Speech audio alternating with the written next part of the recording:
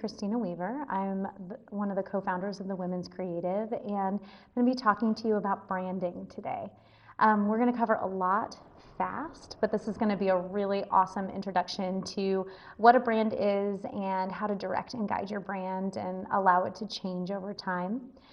So the Women's Creative, if you are just new to us, is a group of women who support other women business owners. So we provide a variety of services to women-owned businesses to help them grow and evolve and change over time, and to help women business owners meet their goals.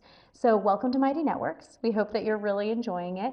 If you're new here, poke around and get to know some of the different things that this platform offers. Find groups that are similar to yours, conversations that are helpful for you, post questions and thoughts, let us know about your business, and just engage with the community. We're really excited that this platform exists for all of the women in our community, and we're looking forward to hearing what you think about it. So let's dive into branding, and we'll get started. So we titled this Branding in Pencil because a brand is an expression of who you are and of what your business is that shouldn't necessarily stay the same. I think traditionally we would start a business by building what the brand is, right? Picking the logo, the fonts, the colors, deciding what the name is going to be. And then you put all those things in a PDF document, lock them away. Sometimes your designer does this if you paid someone to do it. You lock it away, and then you use that exact material over and over and over again. And you don't think about the fact that what's in your email or the way you present or talk about your company in person, your interior design, if you have a space, those are all brand related expressions that need to be considered when we're branding. So we talk about branding in pencil because a brand isn't something that can live in a PDF document or done and sit static. It's something that needs to be evolving and reconsidered all the time. So let's talk a little bit about what a brand is meant to do, why dig into brand, why take this kind of time. It's meant first off to differentiate your business. You should be fearless and intentional about making yourself different from other businesses and really sticking out. The world needs you and your perspective, and defining that and expressing it is what the brand is. Building loyalty. You want your customers to shop from you, to use your services, and to come back again and again and again. And the second is to increase sales. Sales, brand is a really great way. It's a big part of our marketing. It is our advertising. It's how we choose to sell what we are selling. And so I'm looking forward to getting into this a little bit further. So let's take it to the next step. So we've talked about why brand, and the brand is the who of your business. The second thing is understanding the parts of a brand. So a brand has three main parts. One is your visual brand, and that is your logo, your fonts, your colors. We talked about those. Your photography. So you should have a specific, a defined way that you choose to photograph and express your brand through photography. Maybe it's really bright photos of certain topics. Maybe it is moody, dark photos that are, maybe your photos are all taken outside. Take the time to define that. The next is videography. I don't think at this point anyone can avoid having videos as part of their brand, even if it's just a quick reel on Instagram or a short masthead video on the front of your website. Videography is something you need to think about. How are you going to do it? When are you going to do it? When are you going to use it? And then your fonts, so how you are naming and defining not just your business, but also, and what that looks like. But also any graphics that are involved with the work that you're doing. So this is any graphic design, and then any your actual names and taglines associated with it, what those look like and how you're expressing them. And then finally, your interior design, your physical expression of your brand. So that could be interior design, it could be packaging, it could be a booth at a vendor market. Those are all visual expressions of your brand. The next is the personality of your brand. So think about, this is voice, so the copy that you write, how you talk, whether that's writing on Instagram, email, a product description, even if it's a thank you note that you're putting in a package that you're sending. How are you, what language are you using, and how is it specific to your brand? And then POV, your point of view.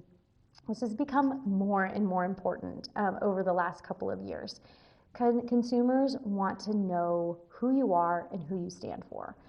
We were actually just talking as a team about the fact that if you don't define and express your point of view, sometimes you will communicate a point of view that you don't mean to. And people will assume things about you and assume things about your brand that you never meant for them to. So express or really work out, really think through, what is your point of view? What do you stand for? How do you communicate that? And what do you want to put out into the world in terms of values and positivity or negativity maybe? Both, I'm neutral about both. There isn't, and one can be positive or negative. The goal here is to grow your audience, grow your sales, and really define who you are. And some brands do that through negativity, but either way, also defining who you are not. So you're talking about your voice, your point of view, and then really spelling out, this is who we are not. So in the same way, maybe you say, you know what, we are an exclusively, positive, purpose-driven brand focused on like eco-friendly and environmental sustainability. So you are going to say, I am not a company that promotes like plastic products or plastic packaging. And so you're going to eliminate that, and you maybe will talk about it.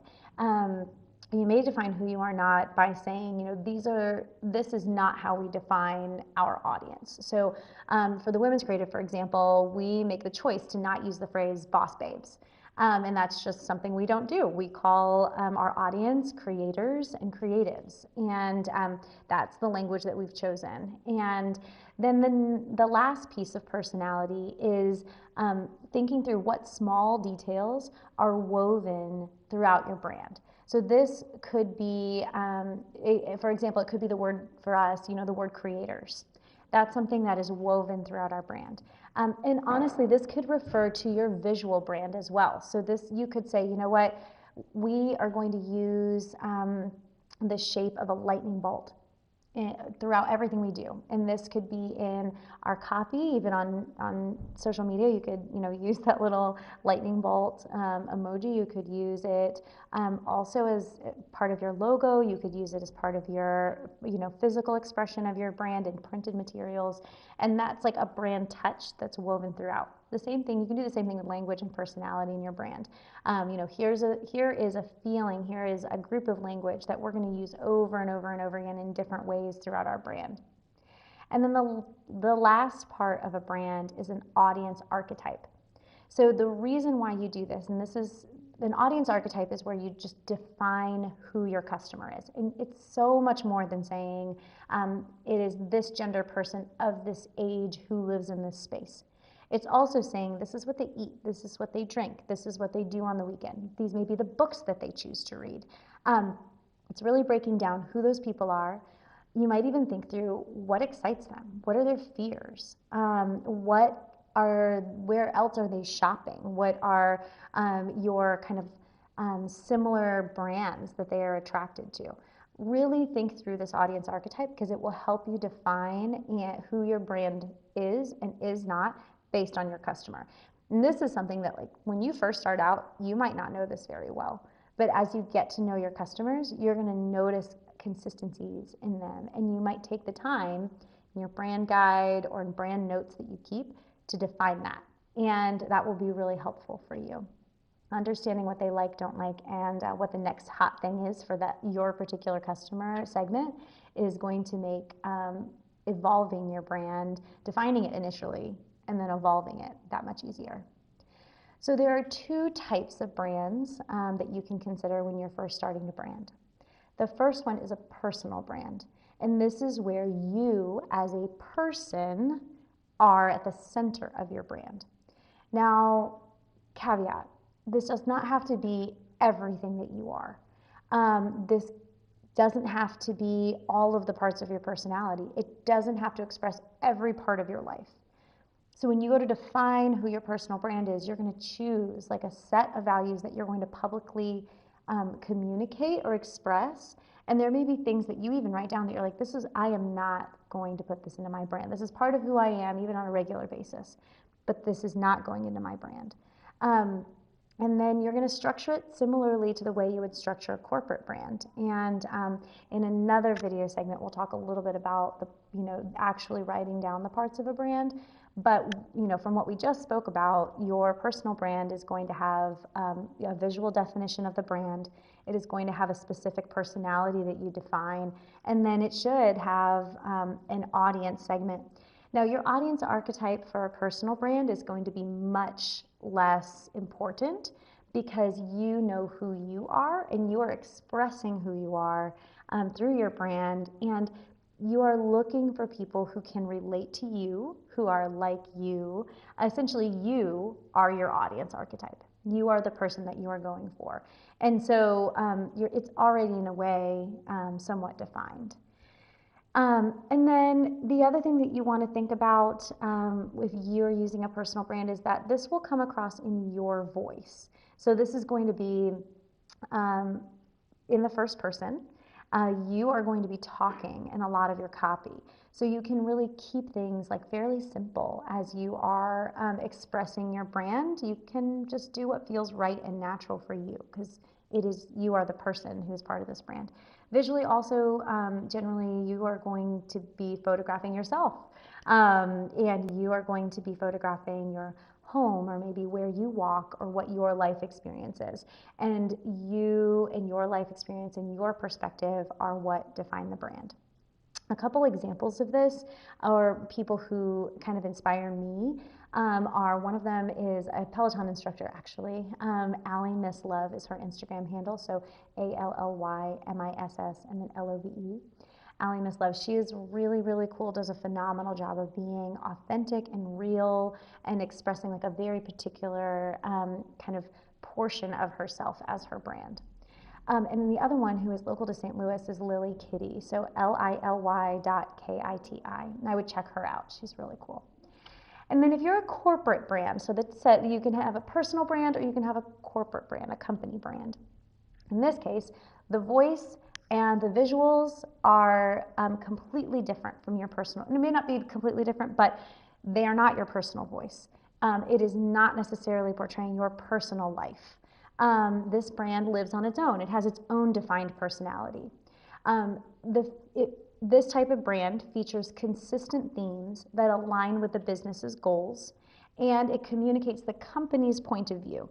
It's not necessarily going to conflict with your personal point of view, but it's not going to be your personal point of view. Obviously, the copy and the direction that you write in is going to be in the third person, or you're going to use plurals instead of I or me. This is going to be more corporate, more inclusive of like a larger group of people, suggesting that there is, even if you're a solo entrepreneur, suggesting that there's a team behind you. And then this type of brand is going to have that really defined audience. And that audience may or may not be you as the owner or as the brand holder or the vision holder, and that's okay.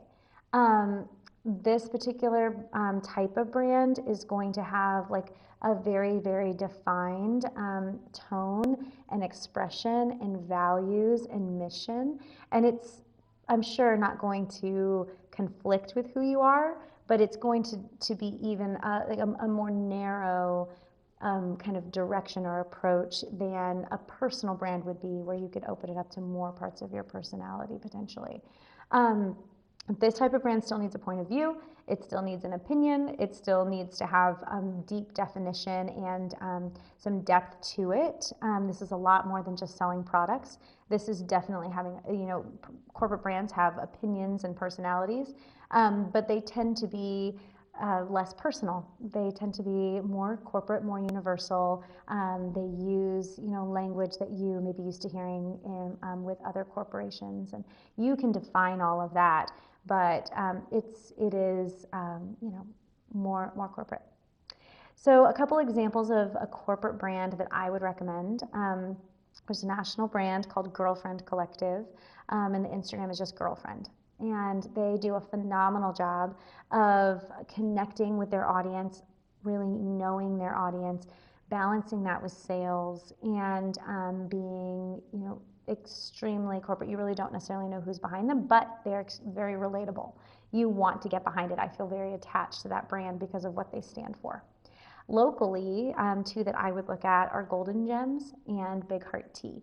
Both of them similarly put an emphasis on different world points of view. Big Heart Tea really emphasizes what being a local startup looks like. Golden Gems is all about that badass in you and finding that badass in you and inspiring that. So check those out. I think you'll feel inspired by all three of them. Whatever your personal industry or approach is, I would find either those competitors or those inspiration brands that you're really looking to model your work off of. Now, the last thing that I'm going to talk about briefly is how to keep your brand fresh and evolving. The worksheet that you have breaks down the different parts of a brand that we include. So you'll want to develop that mission, vision, values. From that mission, vision, values, you'll want to develop your 10-second commercial on how you define your brand. From there, you can dig into some themes. And this is where, once you define your brand, you may hold on to it and not have specific themes for a while your audience is building, you're really letting people get to know who you are. Then, whether it's quarterly or every 6 months or once a year, you go in and really think through, what am I emphasizing right now? And the way that you decide that is to look at your audience, look at your competitors, look at what is trending, and say, you know what, this is what I'm going to emphasize with my point of view, or this is what I'm going to avoid, and kind of giving your brand that direction and that approach for that period of time. For some of us, it may honestly be seasonal. It may be that in the spring you're emphasizing one thing, in the summer, fall, winter, you're emphasizing something different based on what your brand needs. And for others, it could be completely based on being socially conscious and trends and considerations for that type of communication. And for some of us, it may be the type of work that we're doing or the products are actually changing. So whatever involves or changes, don't hesitate to redefine how you're communicating your brand, how you are visually showing your brand, and know that as you are changing it feels fresh and new, and it keeps your audience connected to who you are and paying attention. So excited to dig into that deeper at other times. I hope that this work was helpful for you. It was a lot, but don't ever hesitate to reach out, to start a conversation in Mighty Networks, to send us an email or message, and to get involved with our community. There are lots of people here that can help answer questions, lots of great brands to look at for inspiration, and lots of people to be inspired by. So excited that you're here. Thank you for listening. I hope that it was challenging and fun, and we hope to see you and hear from you soon.